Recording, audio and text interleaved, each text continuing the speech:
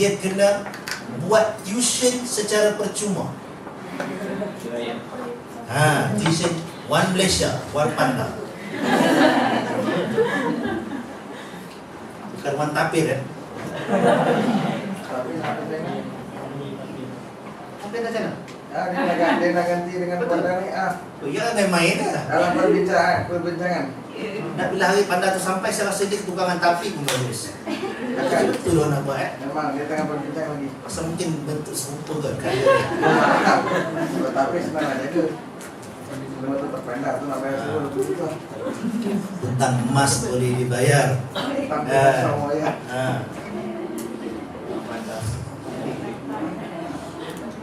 Apa namanya, okay, cerita pada tu selesai, kita bilang mengantuk je. Nanti tak pasal-pasal dia kena. Di mana kita tadi? Bila tuition fee tu, maknanya kena ajar anak-anak orang Islam belajar membaca dan menulis. Dari kalangan yang pandai baca tu, dia kena usaha yang tu. Apa rasionalnya? Satu, untuk menambah nilai umat Islam, pengetahuan, ajar baca, ajar tulis. Yang keduanya, membuktikan di kalangan Quraisy itu memang ada yang dah pandai.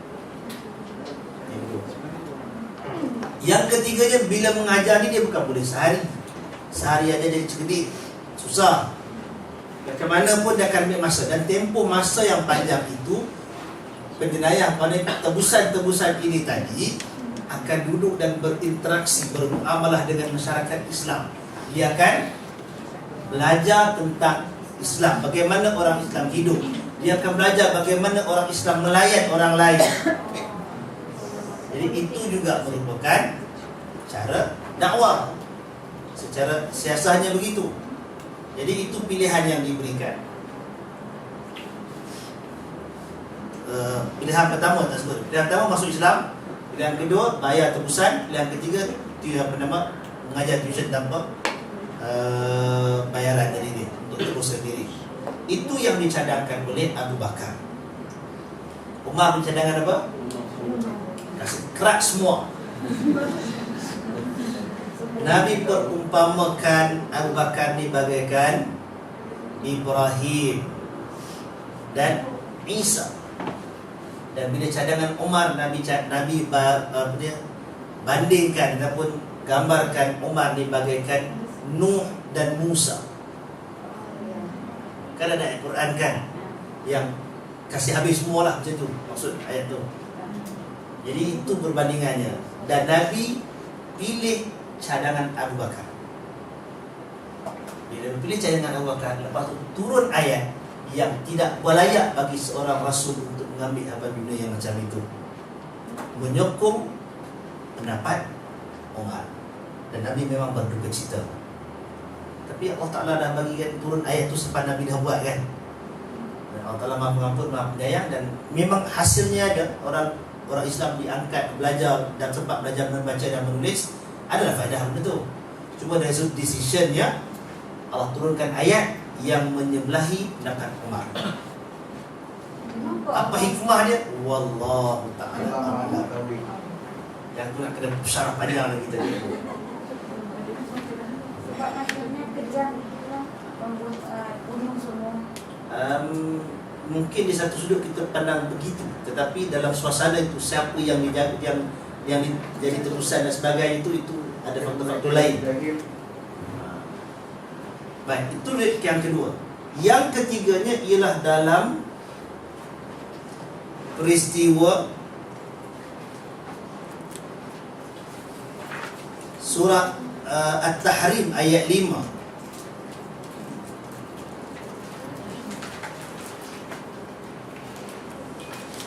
Dalam surah Tahrim ayat 5 tu cerita tentang isteri Nabi buat komplot pasal jealous. Kan? Bila dia buat komplot, Umar bagi cadangan, take it or leave it. Nak jadi isteri Nabi kan? Jangan banyak komplain. Kalau tidak, ayat dia macam tu lah. Hafsah tu anak Umar, jadi bapa boleh cakap lah macam tu.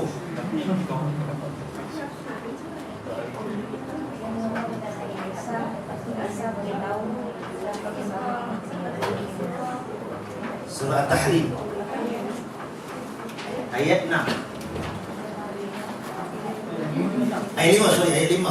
Asa rabbuhu an in talaqakunna ay yubdilahu azwajan khairan minkun. Kalau Allah Ta'ala tukarkan engkau, maknanya kalaulah Nabi ceraikan kamu semua, dan Allah Ta'ala akan menggantikan untuk Nabi dengan isteri-isteri yang lebih baik daripada kamu. Komplain banyak sangat. Umar dia sangat garang nama tu. Jangan kacau Nabi. Dia sangat garang. Kira je siapa-siapa yang kacau tu memang nak kena dengan dia. Jadi bila Umar sebut yang kalau apa nama perangai macam ni, kalau kamu nak cerai, kalaulah Nabi ceraikan kamu pun lebih baiklah, Allah Ta'ala akan ganti dengan yang lebih baik. Bila Umar cakap macam tu, kemudian turun ayat Allah Ta'ala dalam surah At-Tahrim dengan mesej yang sama. Itu yang disebutkan oleh Umar dalam riwayat Muslim, aku menyepakati wahyu Allah 3 kali dalam 3 keadaan. Itu yang sahih dalam riwayat Muslim. Al-Imam As-Suyuti dalam kitab tafsir dia sebut ada 32 tempat yang Umar cakap wahyu Tuhan sama mesej. Itu kelebihan Umar bin Al-Khattab radhiyallahu anhu. Kerana itu ada satu riwayat, "Lau kana an-nabiyya ba'di lakana Umar." Kalaulah ada lagi nabi lepas tu, nescaya itu adalah Umar. Vision Umar dia sangat sharp, sangat hebat. Dan dia juga bahasa dia sangat keras dan tegas. Bila ada orang buat salah sikit, dia kata apa? Pilihan dia, da'ni adribu unuqa hadzal munafiq. Ya Rasulullah, biar aku penggal kepala munafik ni. Tak ada cakap banyak dia. Salah seorang yang kena siapa dia? Hatib bin Abi Balta'ah. Hatib bin Abi Balta'ah ini ialah salah seorang daripada tentera Badar. Kena ingat, tentera Badar adalah tentera pertama yang berhadapan dengan gelombang yang sangat kuat, yang bertahan. Bila menang kat Badar, Madinah selamat. Kalau kalah Badar, habis dengan Madinah sekali. Pentingnya tentera Badar ni. Jadi Hatib bin Abi Balta'ah, satu hari tu di dalam bulan puasa, dekat puasa, dia nampak Nabi duk himpun. Dia tahu ini mesti nak pergi ajak jihad ni. Tapi Nabi tak dedahkan nak pergi mana. Tempat lain Nabi akan beritahu, ada sahabat-sahabat yang tahu, kita akan ke sana, kita akan ke sini. Yang ni Nabi senyap. Hatib bin Abi Balta'ah dia rasa yang ni, yang sembunyi Nabi buat ni, rasa-rasa nak ke Mekah ni. Dia rasa. Jadi dia pun fikir, orang lain, muhajirin yang lain datang ke Madinah. Di Mekah tu dia ada kaum keluarga, ada dia punya harta, ada apa semua yang saling boleh menjaga antara satu sama lain. Dia kata keluarga aku tak ada siapa nak backup. Takut kalau tentera Islam datang, nanti ada orang melawan pula, mati semua, tak sempat nak Islam, akan binasalah keluarga. Jadi dia fikir nak bagi tahu kat keluarga dia, kalau tentera Islam datang pun duit lelok sudahlah. Nak beritahu jangan melawan, nak beritahu supaya ini orang Islam datang, jangan menjadi musuh. Itu niat dia. Tapi kita kan tahu rahsia negara adalah dalam akta rahsia rasmi, OSA. OSA itu bukan obstructive sleep apnea. OSA ini ialah akta rahsia rasmi kan. Dan memecahkan rahsia ketenteraan merupakan satu kesalahan yang sangat besar pada mana-mana tamadun dunia pun. Kalau dulu kat Maharaja Cina yang pakai topi macam tu kan, memang kena bancong lah. Standard lah, betul tak? Jadi bila senyap-senyap Hatib tulis surat, sembunyikan, bagi pada seorang perempuan, jalan pelan-pelan pergi Mekah, ikut rombongan pergi Mekah seorang. Dia berjalan mana dia seorang. Nabi tak tahu. Macam mana Nabi tahu? Jibril datang bagi tahu kat Nabi, ada surat daripada Hatib untuk orang Mekah. Memanglah Hatib kira dia cuma nak bagi kat family dia. Agak-agak dapat kat family dia macam tu, relax macam diam-diam macam tu. Tentu dia akan maklumkan kepada orang lain sama, kan? Macam lah dapat orang UP dapat masuk universiti kan, takkan diam seorang. Telefon pakcik tu begitu yang ni tak. Update kat status kat Facebook. Kan? Nasib baik tak ada Facebook kan? Kalau tidak update Facebook kan, tengok. Jadi bila Jibril beritahu kat Nabi, Nabi terus arahkan kepada Ali dan Miqdad. Ni geng kamcing dua ni. Ali dan Miqdad. Pasal dua orang ni yang uruskan jenazah Nabi. Pergi cari, kejar sampai ke padang pasir sana, ada seorang perempuan yang ada surat yang memecahkan rahsia. Maka dua ni bergegas cepat dan akhirnya sempat tangkap perempuan tu. Sempat tahan perempuan tu dalam perjalanan, minta serahkan surat. Perempuan tu kata apa? Ada cikgu. Sekolah tu tengok macam tu. Dia cakap tak ada. Memang tak simpan, dia kata. Ali kata ada. Dia kata tak ada. Tak ada siapa dia bagi. Tentulah Ali dia takkan confuse pasal yang beritahu dia benda tu ada Nabi. Nabi pula Jibril yang beritahu. Maknanya perempuan dia memang tipu lah. Lalu apa dia buat? Dia kata la ujarbidannaki, pasti aku akan bogirkan kamu kalau kamu tak bagi surat. Nak bagi surat tak? Jangan kali, tak bagi banyak lah. Terus serah surat terus. Pasal dia kata Nabi takkan tipu punya. Nabi kata ada surat mai, dia tak mau bagi, dia warning. Bila jumpa macam tu, baru dia bagi surat. Dapat surat tu, balik sebelum jumpa Nabi, panggil hakim. Ubah tak cakap banyak lah, tak sempat hadir nak bela diri lah. Dia kata pakai kat kepala dia ni. Senang. Itu Umar. Yang dia katakan Umar itu begitulah dia dengan Islam. Nampak, hebatnya Umar. Tapi Hatib selamat tak? Akhirnya dia selamat. Nabi maafkan dia pasal Allah Ta'ala dah turunkan wahyu mengampunkan dosa ahli Badar. Kalaulah Hatib bukan ahli Badar, dah kenalah. Kalaulah orang tu tak ada satu jasa pun terhadap Islam, orang pandang tak pandang.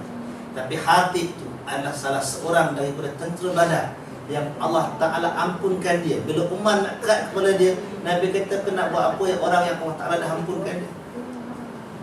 Tu yang menyebabkan dia selamat. Jadi kenalkan diri kita, apa effort kita kepada agama, apa khidmat dan jasa kita.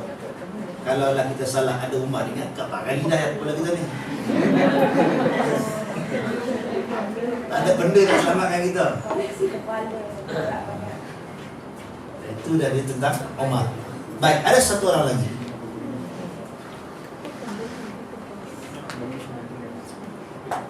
Cerita ayat yang turun kepada Sa'ad bin Abi Waqqas. Dia kata dalam riwayat Muslim, ibuku, dia kata, telah bersumpah untuk tidak akan makan dan minum sehingga aku berpisah daripada Muhammad. Sehingga aku berpisah atau sehingga aku meninggalkan Muhammad. Jadi Allah Ta'ala pun turunkan ayat dalam surah Luqman ayat 10. Ini bubuk lapar. Bubuk lapar ni bahkan berlaku sehari dua ni. Zaman dulu pun berlaku bubuk lapar. Dan bila ibu yang buat bubuk lapar ni, itu bukan ujian yang sikit sebenarnya. Kita macam kesawaran lah, mak dia nak buat lapar, pada muka lah lapar. Kita kata macam tu. Ini Sa'ad bin Abi Waqqas ni bukan sampai tepi jalan tau. Dia anak yang sangat baik, yang sangat taat kepada ibunya. Kalau kita anak yang baik, kita anak yang rapat dengan mak kita, sayangkan mak kita, dia masa muka pun kita dah tak sedar hati kan. Kita dah bersedih. Kalau dia sedih, kita lagi sedih pasal dia sedih. Dia saja dia terkenang kat mak pun boleh menitik air mata kan. Dia mungkin pada umur tak apa nak besar, dia tak rasa. Dia makin tua, dia makin lama makin sensitif. Cerita masa mak tu mula terkenang macam-macam. Kan? Bayangkan Sa'ad bin Abi Waqqas yang manusia yang sangat disayang ni mak dia ni. mak dia boleh ancam dia. Kalau dia tak tinggalkan Muhammad dan ajaran baru tu, dia tak mau makan, dia tak mau minum. Bahkan sebagai orang kata sikat rambut dia tak mau. Umbang lah rambut tu kan. Rambut tak mau sikat. Bukan dia jadi bonding.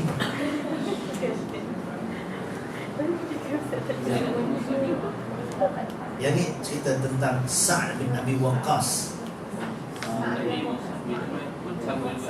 Ya, Mus'ab bin Umair tu yang sampai tak mau sikat.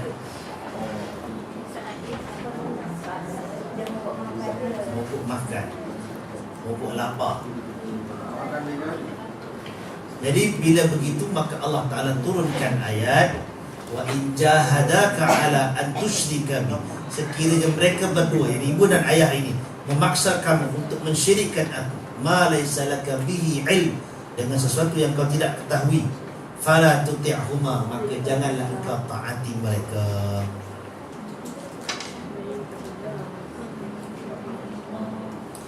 Ya. Yang ayat 15 surah Luqman ni, iaitu sebagai daripada nasihat lepas beranak dia ke Allah punya nasihat kita? Macam tak? Maksudnya macam Allah selitkan ayat. Ya. So macam Allah selitkan di situ. Allah selitkan, maksudnya benda ni bukan yang nama sebut beranak. Tak. Itu juga intrak tengah-tengah. Soalan tak faham. Ha? Soalan saya tak faham. Kalau tak faham, kalau ada diberi display ayat tu, kita boleh tengok.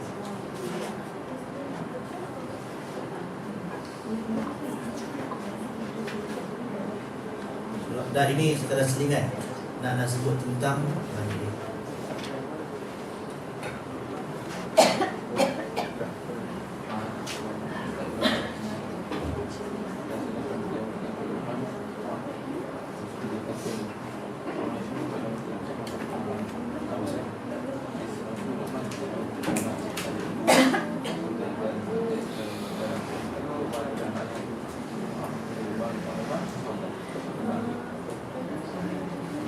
Soalannya ialah daripada ayat 12 tu cerita pasal Luqman. Kan? Sampai wa id qala Luqman li ibnihi wa huwa ya'idhu ya bunayya la tusyrik billah. Itu ialah nasihat Luqman kepada anaknya yang Allah ceritakan. Sampai kepada wa wasainal insanu biwalidayhi ya'lu, itu selingan. Dan nasihatkan kepada manusia. Ya. Kemudian baru sambung balik. Ya bunayya, wahai anakku. Ustaz, Luqman ini hidup zaman Nabi apa? Wallahu alam, sebagai sebut selepas daripada Isa alaihi salam. Maknanya dia masih menerapkan ajaran Injil lah. Sebagai sebut, tapi tak ada satu yang betul-betul konkret dalam kamu itu. Qila dikatakan. Spesial Allah ambil dia sebagai Asal bicaranya hikmah. Ada kebijaksanaan. Dan Allah nak tunjukkan walaupun sebahagian ulama kata dia nabi, tapi kebanyakan ulama kata dia bukan nabi. Dia hanya orang biasa, hamba yang hitam. Ya, orang yang sampai kepada martabat yang sangat bijaksana. Khidir itu nabi. Dengan yang isyarat Quran sebut tentang dia kata dia ikutlah daripada wahyu Allah. So Ustaz, maknanya ayat 12, 13 itu turun berasingan. Kemudian baru 14, 15 turun lain. Dalam cerita tu Allah turunkan ayat, tapi dalam ayat yang Allah turunkan tu ada dialog dialog Luqman dan anaknya. Jadi ayat tu turun sekali. Tapi yang kalau tadi soalannya ialah yang mana dialog itu? Dialog Luqman itu yang Allah Ta'ala ceritakan daripada ya bunayya. Dan seterusnya sampailah kepada ayat yang akhir sekali.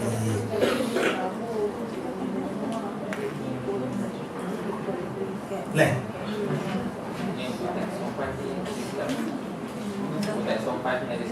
Betul dia kata apa? Sebab yang saya belajar dan SPM dimasukkan di ayat 12 sampai ayat 19 full page tu dia kata yang ni semua saya lupa. So kalau ada soalan keluarga, dia kata sila beri betul-betul. kata Ustaz apa ini semua apa yang Luqman sebut. Kalau ada soalan, dia kata sila senaraikan nasihat Luqman kepada anak dia. Memang kena senarai semua lah, termasuk macam orang Islam walidayni itu semua apa. Sedangkan kalau kita baca kepada ayat tu kita tahu kan ini cerita yang lain. Itu yang bila saya dalam kelas tu macam saya heran lah kenapa Luqman sebut pada anak dia kalau parents dia suruh dia kafir. Saya macam dia macam tak ngam tau. Ya. Maksudnya sensor tu dah tinggi lah. Tapi saya nak tanya macam dalam ni.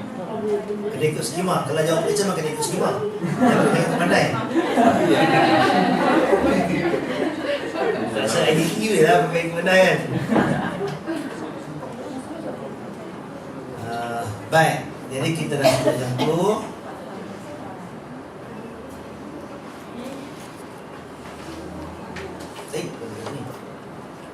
Okey, kita masuk tajuk yang berikutnya. Tajuk ni kita kena masuk awal pasal dia sebenarnya isu tajuk panjang. Tajuk besarnya ialah Jam'ul Quran. Jamak maknanya kumpul dan himpun. Bila kita mengumpulkan dua solat, dia panggil solat jamak. Bila kita menghimpunkan dalam perhimpunan yang besar pada hari Jumaat, untuk solat 5 waktu dipanggil jamaah. Untuk solat Jumaat dipanggil solat Jumaat, hari perhimpunan. Kan? Jumaat. Jamaah. Dan juga bila disatukan dua dipanggil jima'. Suruhan, persetubuhan dipanggil jima'. Itu daripada perkataan dasar yang sama. Dan dalam maksud jama' ini, satu kumpul jama', yang kedua dipanggil penyusunan, tertib. Dia ada dua situ, jama' dan tertib. Jama' dan tertib tu pula dia ada satu proses di tengah-tengah yang dipanggil tadwid. Saya tulis saya.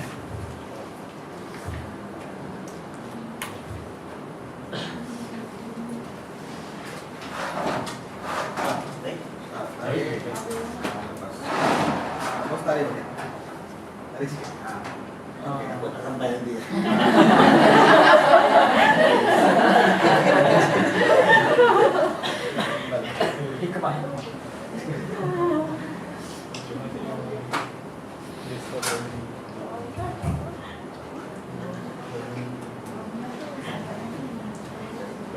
Jam'ul Quran.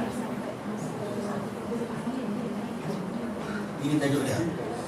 Dalam tajuk Jam'ul Quran ini dia ada satu proses yang dipanggil jamak. Yang kedua dia ada proses yang dipanggil tadwin. Yang ketiga dipanggil tertib. Jamak maknanya himpun. Tertib maknanya susun. Yang tengah-tengah ni apa?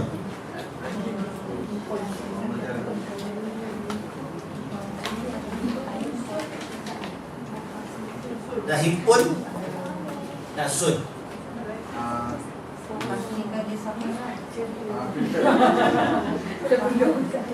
Jadi itu dalam proses itu keseluruhannya. Nak himpun daripada awal cerita ni. Tadi ni kalau boleh kita nak terjemah jadi catat ke ataupun buku kan. Ada susun buku kan dulu. Susun tu dia susun ikut dia punya urutan. Proses tu dipanggil tadwin, menulis tu. Proses pencatatan. Itu dipanggil tadwin.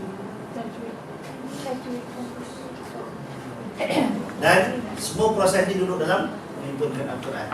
Kenapa diasingkan? Kerana jamak ni juga ada dia punya sorry, tak boleh lagi.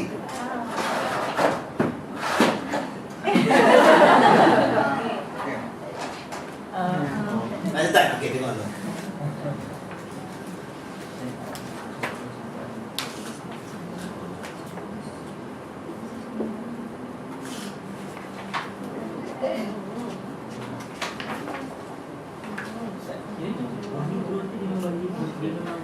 Surah Bani ayat berapa? Jibril alaihi salam kasih division setiap tahun di bulan Ramadan. Kan malaikat Jibril setiap bulan Ramadan kasih division dekat Nabi Muhammad. Revise dan revision daripada Jibril. Setiap tahun bulan Ramadan. So division itu yang menetapkan ayat Ya. Yang susun tu maksudnya. Bila Nabi dapat revision daripada Jibril, Nabi akan panggil pencatat wahyu ni untuk susun, letakkan surah ni selepas surah tu.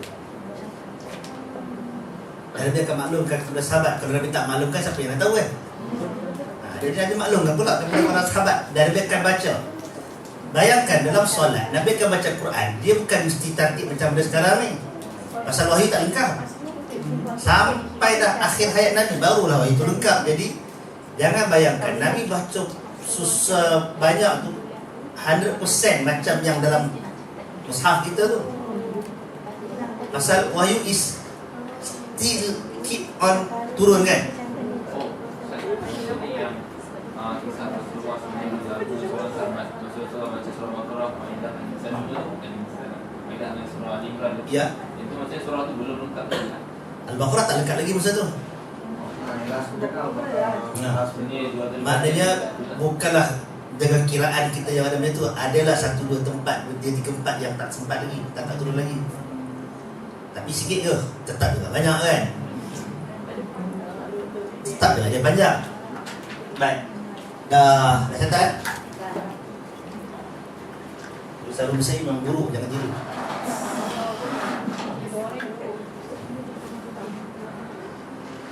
Baik, maksud jamak Al-Quran, jamak membawa maksud hafal di dada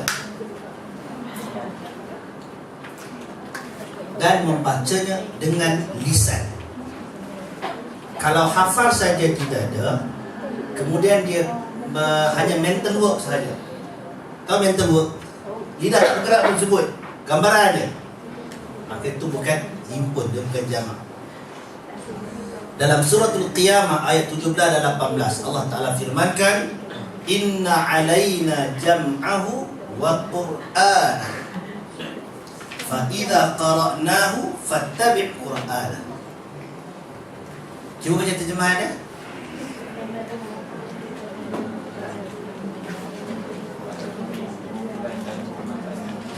Sekali lagi, okey? Ini yang dengar.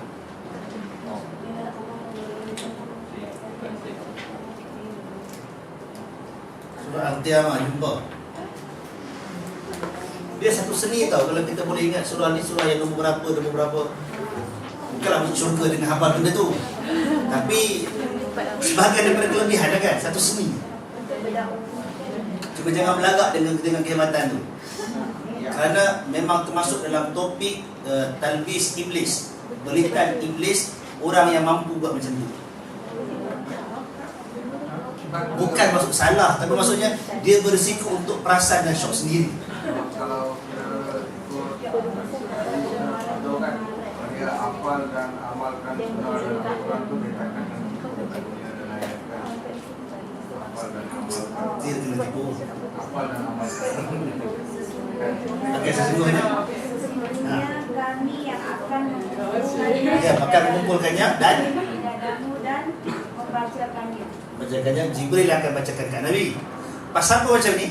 Pasal Nabi bila turun ayat mula-mula tu, Nabi sibuk nak, bila Jibril baca, Nabi nak baca. Kan kalau kita kat dalam kelas tu juga sibuk, cikgu nak ajar, masa tu juga nak bersembang, masa tu nak baca juga. Ada perasaan excited nak cuba, menyebabkan Nabi jadi berbelit-belit lidah nak sebut. Jadi Allah Ta'ala kata, kami yang akan himpunkan dalam dadamu dan akan bacakan dia. Betul? Apabila kami telah selesai membacakannya, maka ikutilah bacaannya. Dan dalam ayat ini disebutkan baca, himpun dan baca. Himpun dan baca. Itu ialah, untuk yang hafal dan baca. Itu maksud himpun. Himpun dalam dada Nabi. Selain daripada dalam dada Nabi, ia juga dihimpun di mana? Dalam dada para sahabat. Kita kembali balik semula kepada isu buta huruf. macam mana yang kata buta huruf ni tadi? Siapa yang beritahu orang Arab ni buta huruf? Siapa yang beritahu? Allah Ta'ala yang beritahu. Kalau Allah tak beritahu, kita pun tak percaya. Allah Ta'ala beritahu dalam surah Al-Jumu'ah. Cuba baca.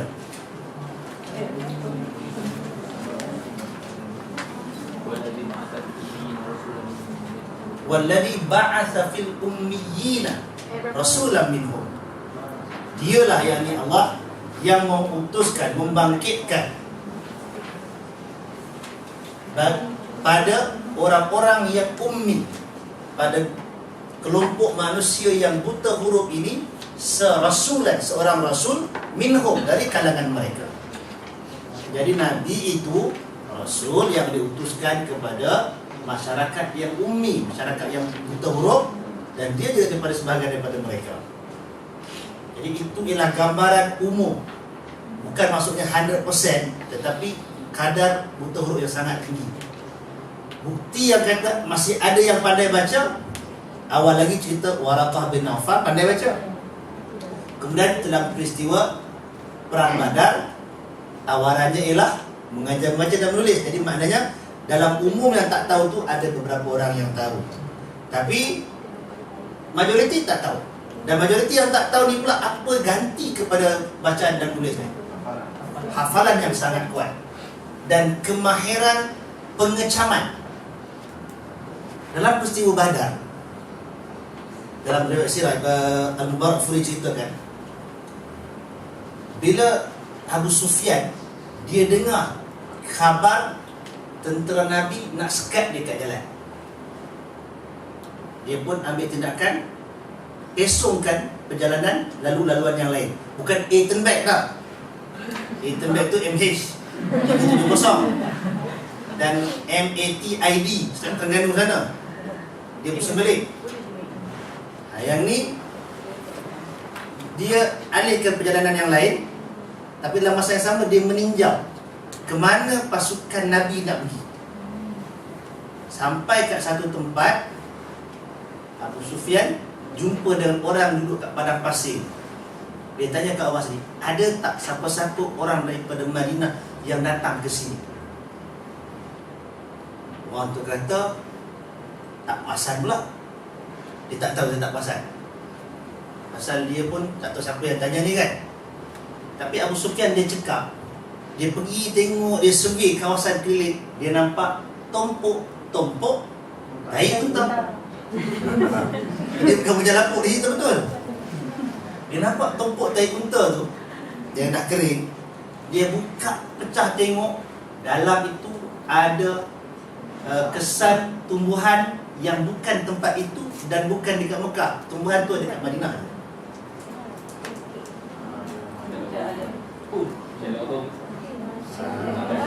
Detektif Conan.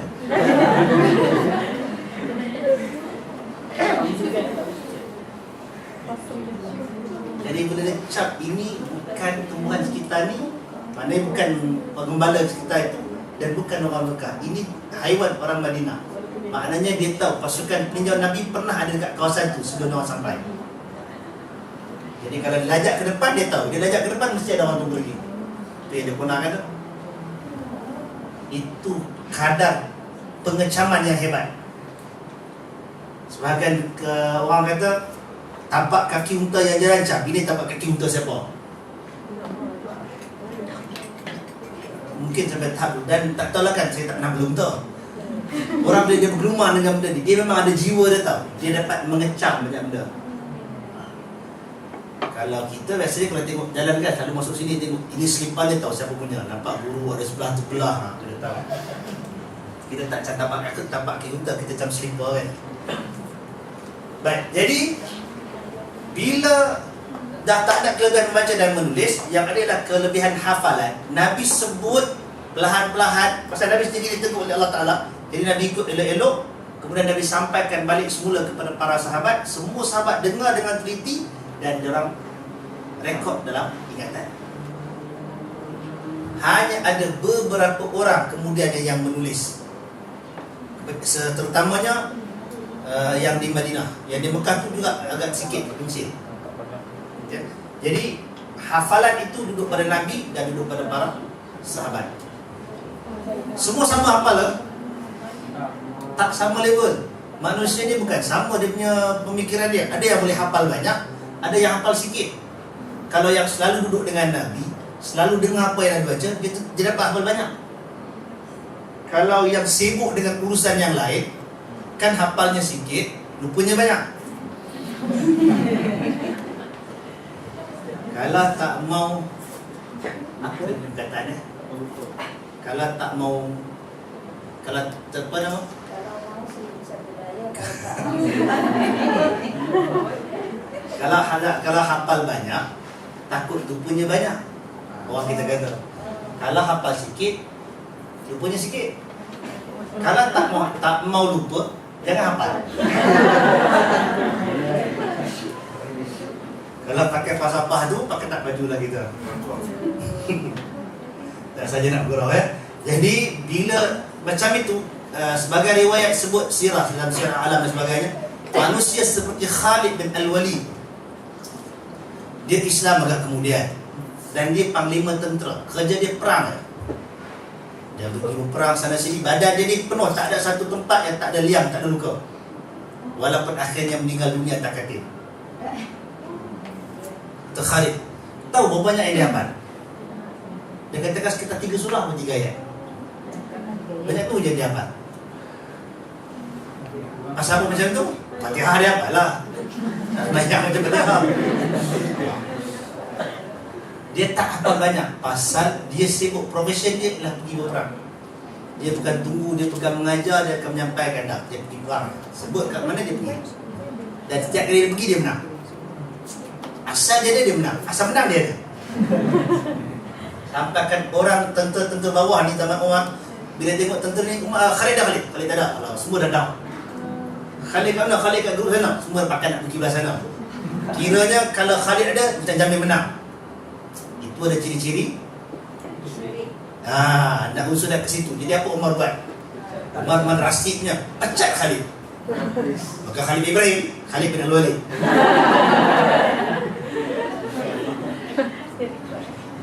Khalid bin Al-Walid tak kena guna dengan yang tu. Bila dah tak jadi ketua, orang pun mula-mula macam mana boleh menang ke tak ada Khalid ni? Ternyata boleh menang juga. Senang, Umar dia punya cerita senang ya. Punca masalah kita kelawar.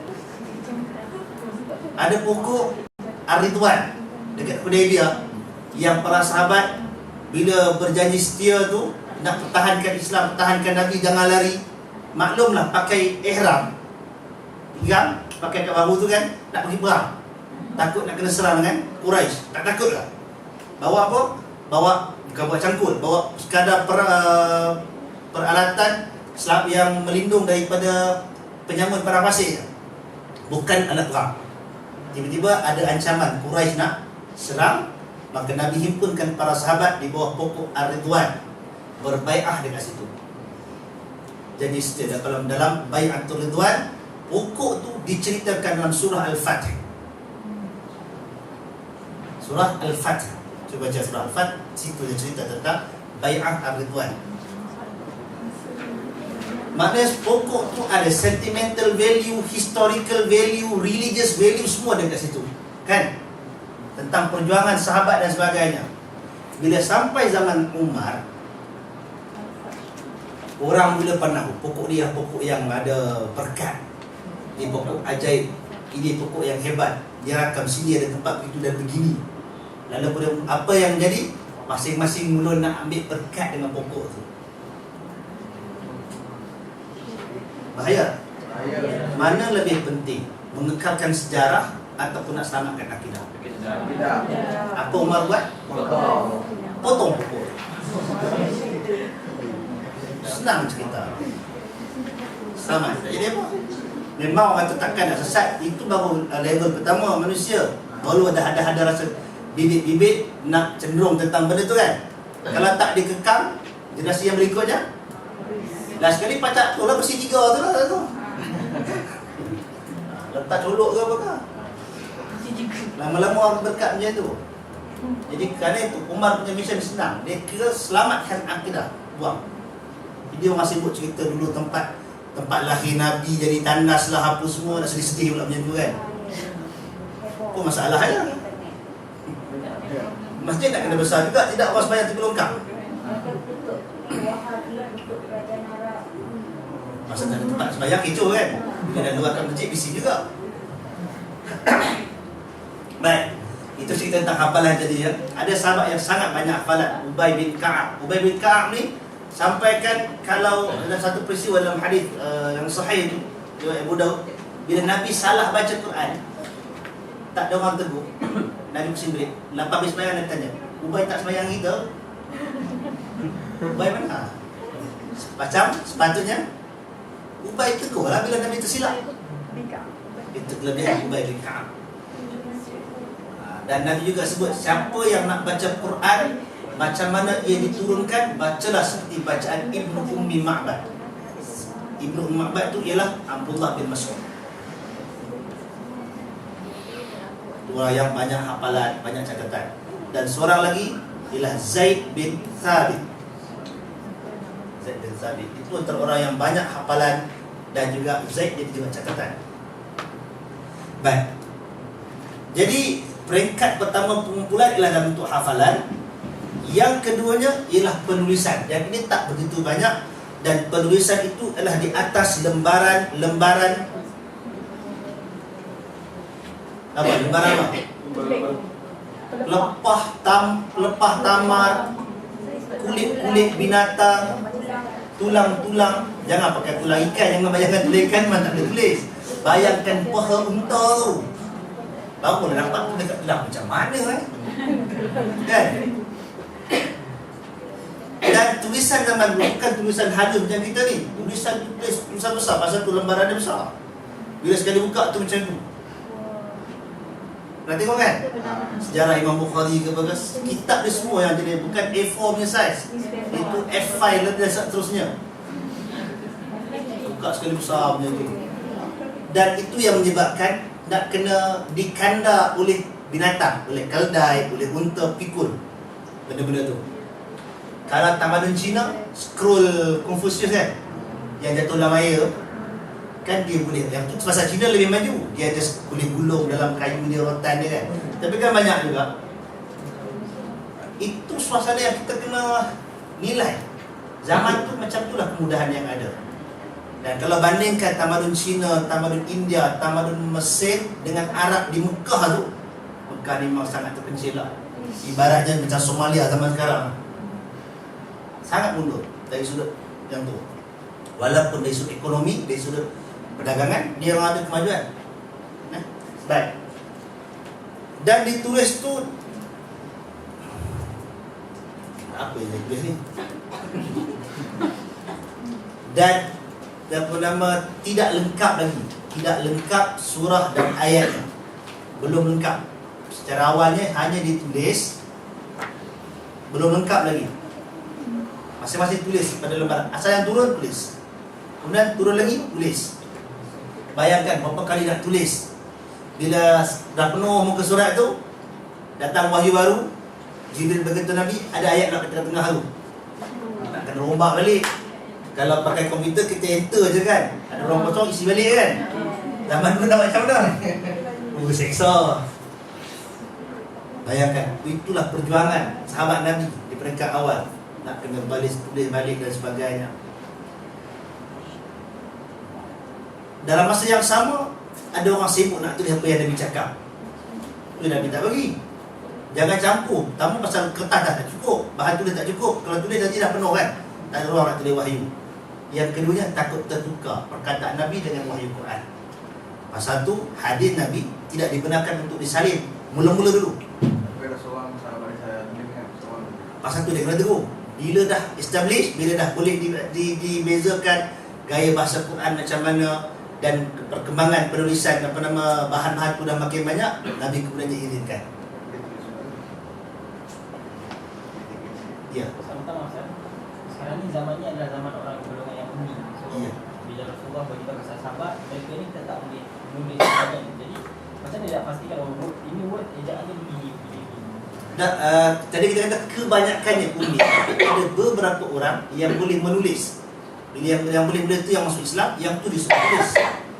Kalau mereka menulis sekalipun, siapa yang akan check bagi betul ejaan ni? Dia punya bacaan dia. Yang tulis tu sendiri yang tahu tu ejaan dia. Begitu kan? Ha. Maknanya Rasulullah seumur hidup bertahu. Ya. Itu ada khilaf di kalangan ulama.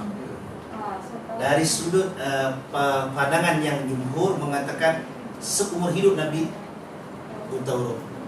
Itu common punya knowledge. Tapi ada pandangan yang kedua di kalangan pengkaji yang mengatakan di satu peringkat kehidupan Nabi, Nabi juga pandai baca. Adakah itu menafikan maksud surah Al-Jumu'ah tadi? Tak. Pasal surah Al-Jumu'ah itu cerita tentang permulaan. Tapi dari sudut logik akalnya, dalam perkembangan ilmu, Islam menggalakkan ilmu, suruh baca, suruh apa semua, takkan Nabi tak belajar baca? Logik tak? Yang tu, yang keduanya bagi bab menyemak tadi. Tapi bab menyemak tu tak ada dalam nas, dan tak dibincangkan. Yang ada ialah ketika Hudaibiyah itu, bila Ali tulis perjanjian Hudaibiyah, dia punya intro tu Muhammad Rasulullah, wakil daripada Quraisy bantah pasal apa? Dia kata kalau Muhammad Rasulullah kami tak perang dengan kau. Kalau iktiraf bagi Rasul, dia kata kan, Adam kami tak mahu itu. Muhammad bin Abdullah. Nabi suruh Ali, padam yang ni. Bila dia tak mahu, Nabi suruh padam juga. Jadi Ali padam tu betul. Kalau Ali buat kaidah tak padam,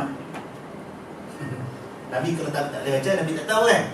Jadi di situ antara bukti yang diberikan oleh pandangan kedua yang kata Nabi boleh baca di peringkat hidupnya. Tapi Ustaz, bukan siapa ada yang mengatakan Rasulullah suruh Ali tunjukkan di mana yang nak padam, tu baru Rasul padam. Bukan dia sendiri padam. Ali yang padam. Nabi suruh Ali padam. Dan ialah pasal itu ada perbezaan riwayat tentang benda yang itu sebenarnya. Jadi kerana itu cerita adakah Nabi boleh membaca ataupun tidak, kita kena yakin yang pertama masa wahyu turun, yang mula-mula peringkat awal itu Nabi memang ummi. Itu tak ada nak khilaf. Pasal Quran sebut yang cuma selepas daripada itu adakah Nabi boleh membaca ataupun tidak, maka itu ada ruang ijtihad. Nak pegang pendapat yang common yang menyatakan Nabi memang tak boleh baca pun tak apa, ataupun nak pegang pendapat yang kedua yang agak ganjil, iaitu Nabi memang dah boleh baca kemudiannya. Mereka kan ada suruh sahabat menulis surat untuk dikirim ke sana ke sini pakai pengocok Ya. Takkan orang umi tahu nanti mau macam Itu satu lonjakan, tapi dijawab oleh yang kata memang umi, sahabat yang pandai lah tunjuk kat mana nak buat.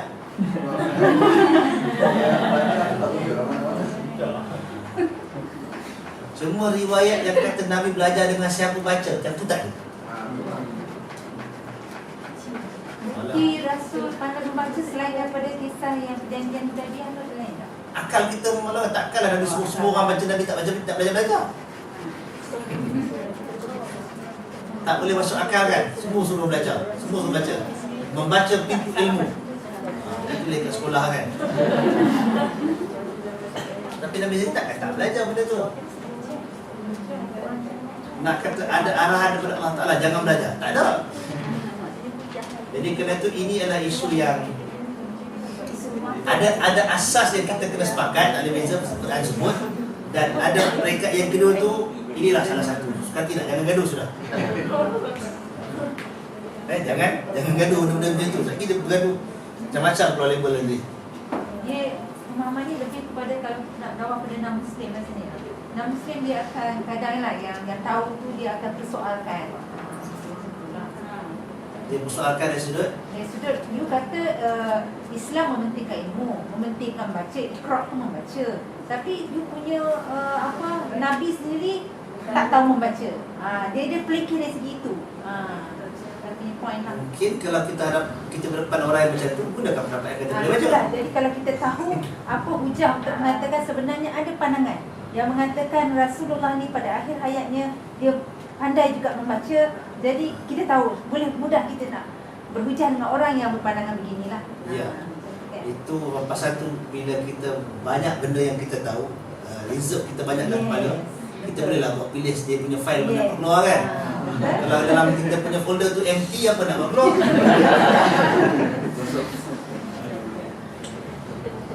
Dan walaupun kadang kita punya folder tu penuh dengan file, nak pilih file yang mana buat keluar tu pun satu seni juga tu.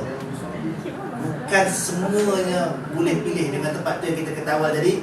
Sebahagian daripada proses tu dah try and error. Nasib lah error. Kadang-kadang kita jumpa orang dia terima, kadang kita jumpa lagi dia lari pun ada. Saya sekali sedang berdepan dengan kawan sekerja Hindu. Dia bukan common punya Hindu. Dia sampai kepada level dia describekan cerita masuk dalam kuil itu. Ada keliling itu ialah tentang bumi manusia, laki warna merah, warna putih. Tak, sebab kalau ikut betul dulu cara, dulu dekat kampung India sana, biasanya kuil dia bina di atas medan magnet. So bila dia pusing dalam kuil itu baik untuk kesihatan. So ada barang baik-baik itu yang asas dia tu. Ada tawaf dia. Ada tawaf tu satu untuk bahasa, dan dia ada simbolik dia tu.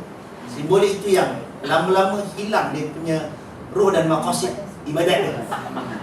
Sama je sebenarnya masalah yang dihadapi orang Islam dengan Islam ni. Macam yang Buddhis dengan India kalau tak silap, dia orang misinterpret lah kalau memang dia orang agama ahli kitab yang lama, sebab dia agama lama yang tidak tahu asal usul dia kan. Orang sepatutnya ahli kitab juga. So dia orang mungkin misinterpret malaikat ni sebagai dia orang Tuhan. Kan malaikat banyak juga.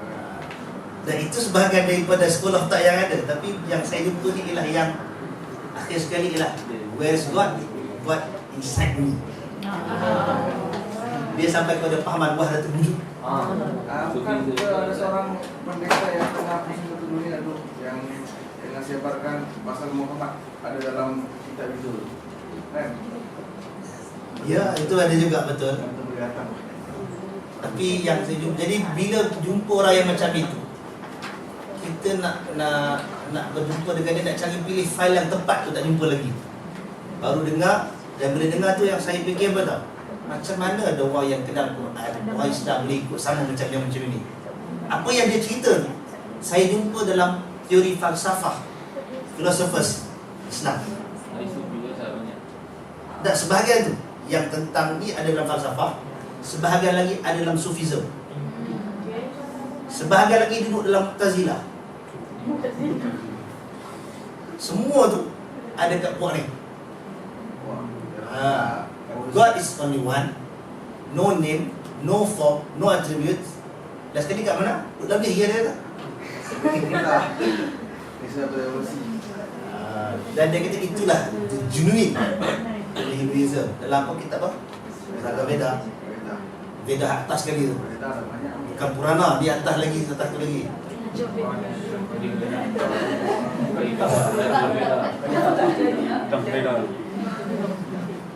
Dan nak ceritanya ialah tentang file tadi ni. Bila kita dah masuk dalam bila kita folder yang banyak-banyak ni, nak pilih yang tepat ni belum tentu jumpa. Kalau dah banyak sangat lagi susah nak cari kan. Kalau tak pernah defrag pun, tak pernah defrag, dia perlu serabut lah tu kan. Tapi kalau orang masuk tu sikit-sikit, kalau yang dia masuk tu memang alat ataupun tools untuk berdepan, itu senang. Yang dia ada ialah alat itu je. Jadi dia boleh jawab terus kan tu. Ini kita nak cari yang lain, jumpa pula tajuk yang tu sakit cerita, masa macam ada pandangan yang lain pula. Bukan, kadang-kadang makin banyak ilmu ni makin susah pun ada. Makin susah nak correcting. Baik, kembali kita kepada tajuk ni. Tadi saja ringkasan. Baik, peringkat pengumpulan pula. Tadi himpun dalam dada, hafal. Pertama pada zaman Rasulullah, hafalan baginda. Kemudian penulisan di lembaran-lembaran oleh para penulis wahyu. Ali bin Abi Talib, Ubay bin Ka'ab, Zaid bin Thabit, Muawiyah dan yang lain-lain lagi. Cuba camkan nama-nama tu. Ini semua nama orang muda.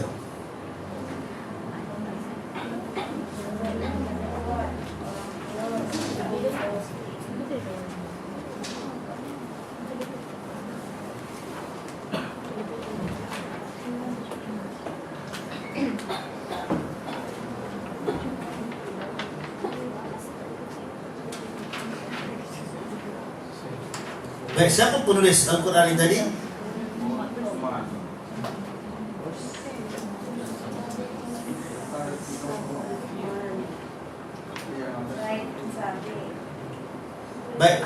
Yang menulis ini adalah Abu Talib.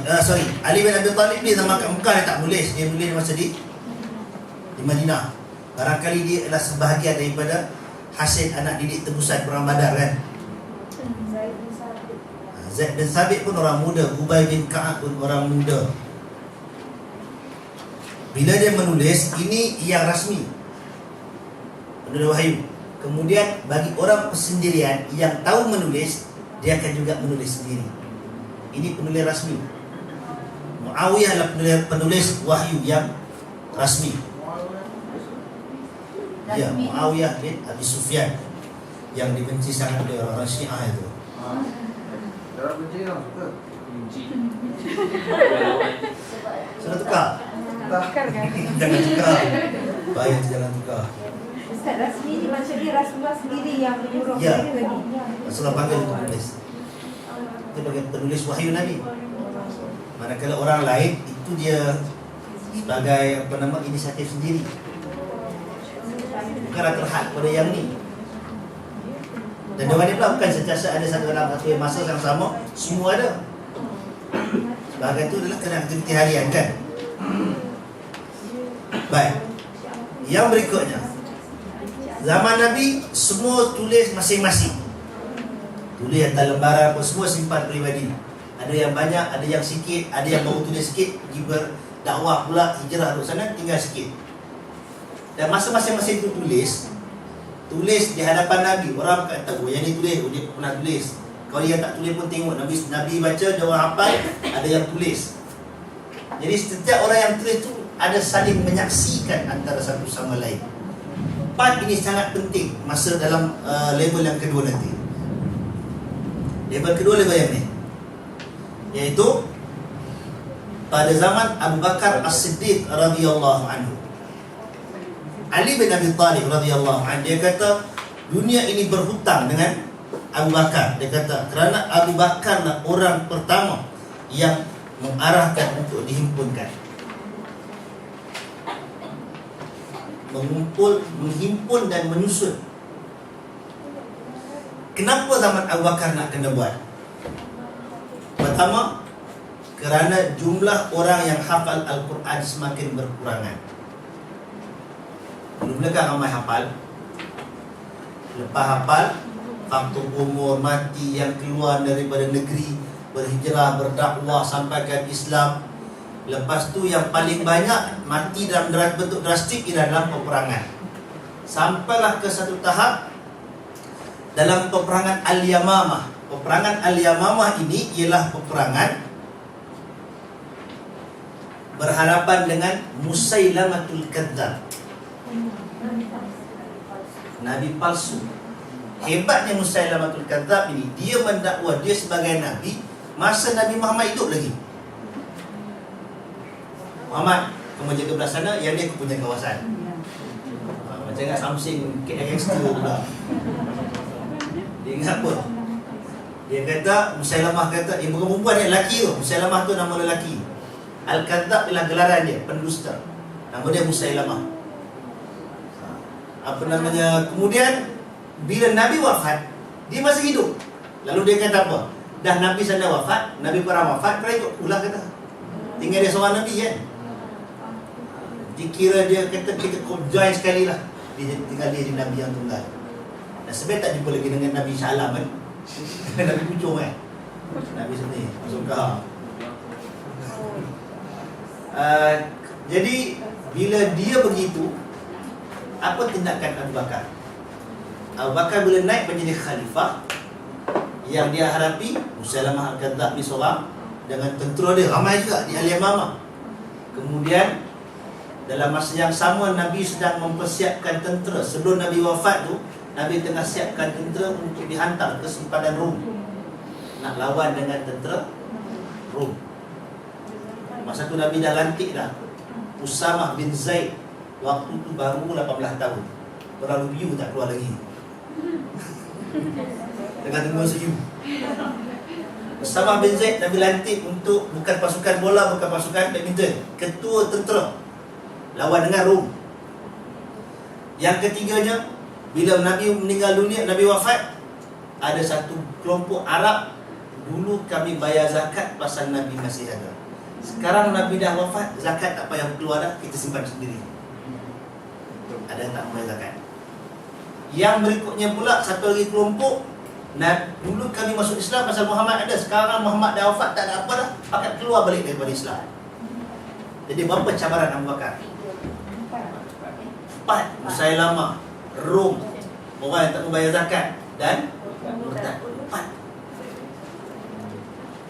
Apa perkataan perkataan Abu Bakar yang disebut oleh Maulana Abul Hasan Ali An-Nadwi, perkataan yang boleh kita tulis dengan tinta emas.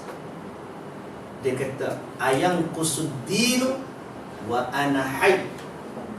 Adakah agama ini akan berkurang sedangkan aku masih hidup? Dia kata macam tu. Maknanya dia takkan biarkan agama ini orang buat main. Dia takkan biarkan benda tu dijadikan bahan lawak, bahan olok-olok, dihina, direndahkan. Selagi dia masih hidup, dia akan pertahankan Islam. Itu perkataan Abu Bakar. Itu yang Abul Hasan Ali An-Nadwi bila dia tulis kitab dia tentang murtad, dia kata riddatun wala Aba Bakrin laha. Gejala murtad yang tidak ada Abu Bakar untuk menanganinya. Abu Bakar. Tadi kita cerita tentang Umar kan, yang sangat hebat. Umar bila orang compare dengan Abu Bakar, dia kata sehari kau duduk dengan Abu Bakar lebih baik daripada Umar dan seisi keluarganya. Dia punya taraf pengiktirafan Umar kepada Abu Bakar.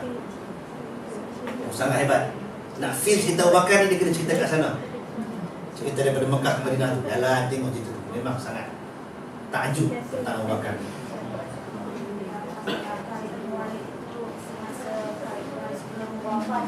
Umar ada keputusan untuk menarik balik khalif ini apabila tadi sudah terlambat, khalif sudah bekerja. Lepas itu Umar ada cakap Abu Bakar lebih tahu khalif daripada saya. Ya.